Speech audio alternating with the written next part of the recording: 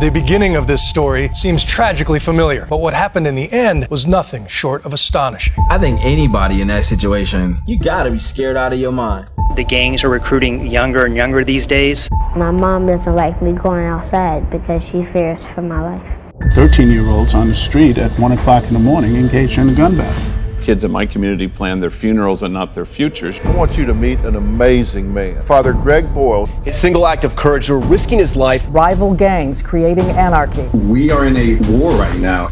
Holding for him, I've probably been dead by now. These are animals. They are human beings. Go back to your country. They will kill anybody who gets in their way. I've seen kids turn their lives around. This is a dangerous precedent. I had this kid named Youngster. Violence intimidates. This is a hatred that's really quite personal and deep. This guy's full of it. I don't want to listen to him. His willingness even to walk into the line of fire to stop a gunfight. Why would you risk your life for these kids? I don't think, that I'll live to see 23.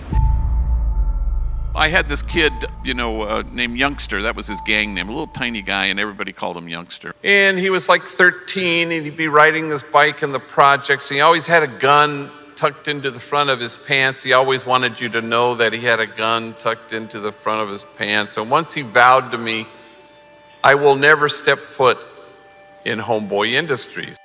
I wanted respect. I didn't want anybody to mess with my neighborhood. Violence intimidates and brings fear into people's hearts. And that's just what it's about. One neighborhood has to overcome another by fear. Violence will do it. But I got to know him, and saw him when he was in juvenile hall and in probation camp and youth authority. Finally, he went to prison at 18. And I was just like, man, this guy's full of it, I don't want to listen to him, so I didn't listen to him till I was about 17 or 18 when Really? 2, 3, 4 years went by before you began to pay attention. Yeah. I thought he was ready, so I bring him to Homeboy Silkscreen.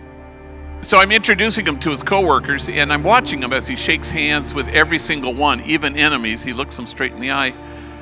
And I think, wow, this is great. Until he gets to the last guy, a guy who seems to be wanting to avoid this encounter altogether, a kid everybody called Puppet. And when Puppet and Youngster are in each other's vicinity, they mumble something. They stare at their shoes. They don't shake hands. I was a little skeptical about, communicating with them because of our history with the gang rivals. Puppet, how many of your friends from Clarence Street Locos have been shot since you've been in the gang? Since I've been in it, 4 of them. 4 killed? Yeah. Who? Why? When your time comes, your time comes. You can't say how long you're gonna live. Well, I know they're enemies because I know what gangs they're from, but he just finished shaking hands with other enemies. I discovered later that this is a hatred that's really quite personal and deep, beyond which neither of them think they can really get past. So I sense that much at the moment, and I say, look, if you guys can't hang working together, let me know. I got a bunch of people who want this job. Calladitos, they don't say a word. People always ask me about enemies working together, and it certainly is dicey, at least initially. And they always do the same thing. They think for a long-ass time, and then they say, okay, I'll work with them, but I'm not going to talk to him. He's a kid who I think has recently discovered who he is and is proud of it. And what's his future?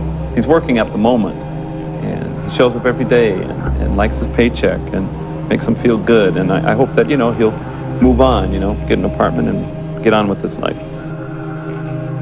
Wasn't for him, I've probably been dead by now. Without Father Greg, you'd be dead, you believe?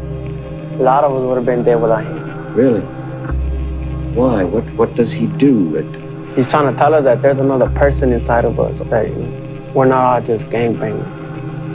That we could become, citizens, regular citizens. Would you like that? I'll be all right. That would be all right? Yeah. Well, about 6 months later, Puppet goes to this store some distance from his home, one of those little corner stores. He buys something. And on the way home, he decides to take a shortcut, so he dodges into an alley And because he's taken this detour suddenly, unexpectedly, he's surrounded by 10 members of a rival gang, 10 against 1, and they beat him badly. Somebody finds his body and takes him to White Memorial Hospital, where he's declared effectively brain dead. I've seen a lot of horrible things in my life, but nothing to compare to the sight of this young man with his head swollen many times its size. It was just really, truly horrifying. You could barely train your eyes on him. I was alone in my office, 8:30 at night, and the phone rings, and it's Youngster, Puppet's coworker from the silk screen, and he says, "Hey, that's messed up about what happened to Puppet." I said, "Yeah, it is." And then with a certain kind of eagerness even, he said, "Is there anything I could do? Can I give him my blood?"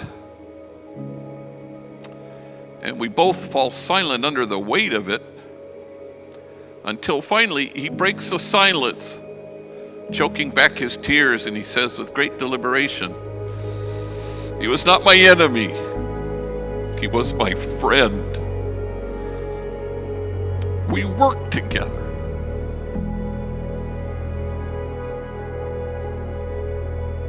See, I have seen more pain in my young life than most people in their whole life. My only choice is to go deeper into this life, to lose myself in the darkness. I'm not sure he's ever going to be able to steer this thing in another direction. Youngster comes into my office one day, and his big dramatic kind of introduction to what he was going to tell me was, "What happened to me yesterday," he says, "has never happened to me in my life." And so he tells me that he was on the Gold Line after the office had closed, and he was taking the train east to go home. And it was a packed train, but he was able to get a seat. And he said, standing right in front of him, hanging onto this kind of pole, he said, was a medio pedo guy, a guy who was a little bit drunk. He said, "I know he's a homie because I can see tattoos on his hand, but he's an older guy. I don't really know who he is." And he was wearing a Homeboy sweatshirt that said "Jobs Not Jails," big thing that said Homeboy Industries. And the little bit drunk guy says, "Hey, you work there?" He kind of nods. "Is it any good?" And, well, it's helped me. In fact, I don't think I'm going to go back to prison because of this place. And then he stands up and he fishes into his pocket and he finds a piece of paper and a pen. And he starts to write on this piece of paper the address at Homeboy Industries. And as he's telling me the story, he says, "I couldn't believe I knew the address by heart, you know." And so he writes it out and he hands it to the guy. And he says, "Come see us. We'll help you." And the guy studies the piece of paper and he says, "Thank you." And the train stops and the guy gets off.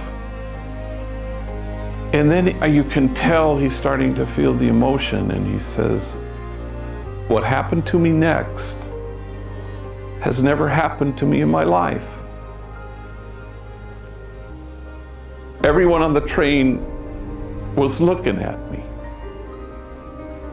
Everyone on the train was nodding at me. Everyone on the train was smiling at me. And for the first time in my life, I felt admired." What I want more than anything is for people to know what I know about these kids. And that they are human beings, and that they've got a great capacity to love and kid and just be human beings. And if people knew that, they'd do it. They'd give them a chance. And then Homeboy becomes a sanctuary for folks who feel less than. And then they become the sanctuary that they sought there. And then they go home and provide and present sanctuary for their kids, and cycles get broken. We belong to each other.